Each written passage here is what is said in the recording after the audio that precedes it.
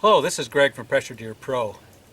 I really appreciate you taking the time to watch this introductory video to my licking branch, Magic of the Licking Branch, creating primary scrapes where you want them. I set up licking branches using my bracket design that really ends up resulting in primary scrapes, where the breeding scrap, just like breeding scrapes, and the big bucks come to them. I've got lots of videos, and this is particularly in pressured Michigan.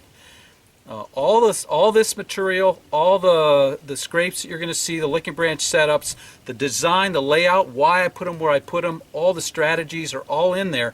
Those are all done in Michigan, which is under heavy pressure for deer hunting. I can give you multiple examples, but particularly on December 3rd or 2nd, I had one of the biggest bucks, which is probably a 20-inch wide, 8-point, very heavy, very tall, coming into the licking branch in daylight.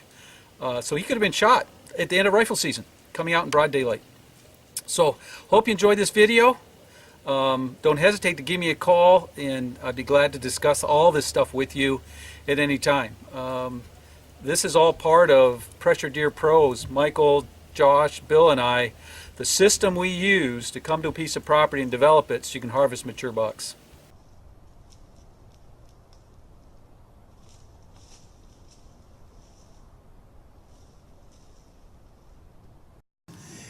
And over the years I've hunted hard, probably harder than anybody, and I always found myself chasing my tail, chasing a deer. I'd see sign, I'd go put a stand up. I'd never see him. I'd go over there and set up, and I'd never see him. And I really wasn't successful at getting 4- and 5-year-olds. So I've been working on it for the last 5 years, really, how to develop property, habitat, and then put in my licking branch setups to have them come where I want to come, where the wind's correct, everything's in my favor, multiple dimensions. And what I'm going to show you here real quick in this video is some of the successes I'm having. We killed a 5-year-old last year here that weighed 254. He was bedded. He came out and laid down. We had corn here that year, but look at the scrape setups, the scrapes that are going on. These are some examples of the scrape setups I'm doing. And in this video series, I will show you how to do these, the strategies to apply, how to develop your property, and then add these in to be the final piece of the puzzle to get that buck to come into you to where you can harvest him. This scrape right here is 12 feet by 6 feet.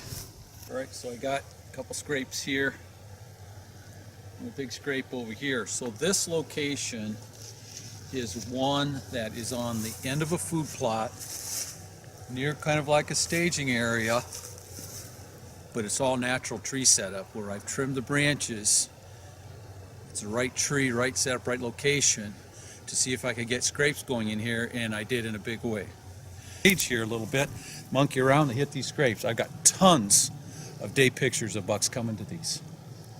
So you can do these just as simply. If you don't have the trees and location, you use the brackets or use a post.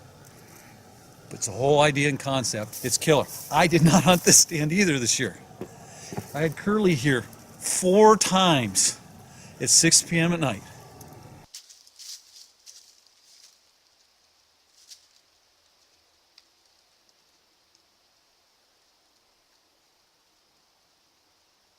All I had to be here is be there one of those days, and I could have taken him out.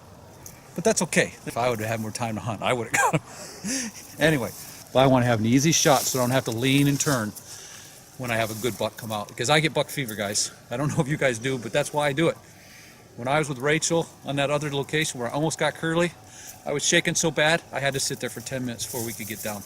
The branches are all tore up. But once again, these branches are not broken. I haven't had a single branch. I put out 60. Well, only about 40 of them went on brackets, but I don't have a single branch of my brackets that's not still doing its job. Here's the triple over here. Let's see what we got on this. So as you look at this, it's like a circle of scrapes. Look at unbelievable.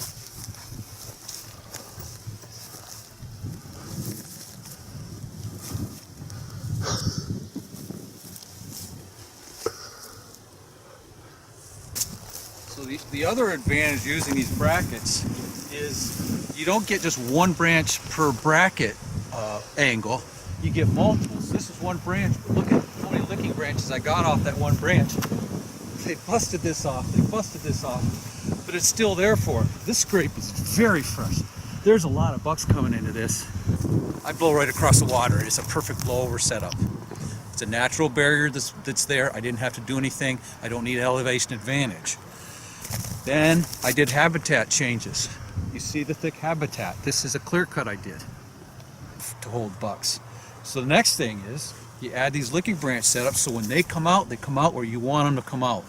And you can see in these two scrapes, I mean, it's pretty amazing just how much activity there is here. So when you're developing a piece of property, there's, as I've mentioned before, there's a number of things you want to keep in mind. Where we're at right now is on the northeast corner of my giant Miscathis silvergrass bedding area. You can see I've got switchgrass in here too. So what I did to get this switchgrass in here is during the winter, with a hand spreader, frost seeded into the ground and it comes up randomly. I want the switchgrass because it makes it feel more secure for them. But as you develop in a place like this, why did I put it right here?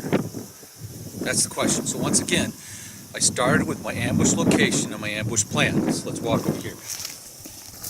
Now I do want to come back to the fact that the licking branch setups are all about harvesting mature buck, but as I mentioned in the intro, I put them where I want them because they're the optimum spot for me to harvest him. There's my stand location. I'm only up 12 feet. And now I've got a 5-acre Miscanthus switchgrass bedding area that's going to be mature in 2 years, and this is going to become a major hub of activity. Because these are scrapes that deer will hit randomly. That's the problem with most people. They'll pick a scrape to hunt over. It's a random scrape. And we talk about primary scrapes where breeding occurs, where the doe comes in, she pees in it, the buck waits downwind, he smells it, he comes in, checks it out, and he trails her and he finds her and they breed. Breeding scrapes, primary scrapes are one thing.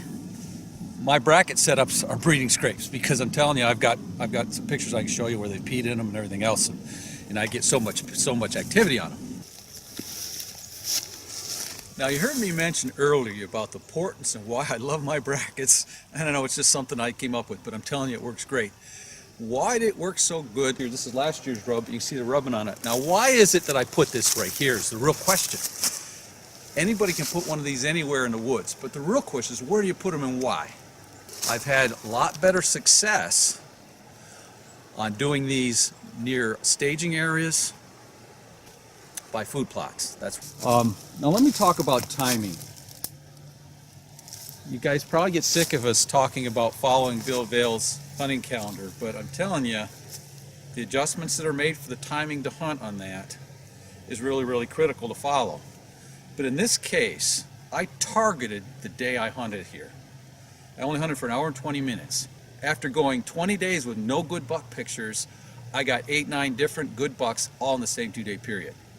1 month later, I hunted the day that I got all those buck pictures. I was really targeting 2 days, but I was successful the first night in an hour and 20 minutes. So timing and following the calendar is really, really critical. I'm blowing right down the edge. These deer come right in, check this food plot, think they're totally safe. This scrape I put in was the illusion, right? So your success on any given setup, everything has to fit. Your wind, the deer have to be coming there for a reason, you have to know why, timing, and your entrance and exit has to be flawless. You can hit this scrape setup as well. But anyway, so you really have to think about, as you set up your spots, add the dimensions. The licking branches are a very, very key part of that.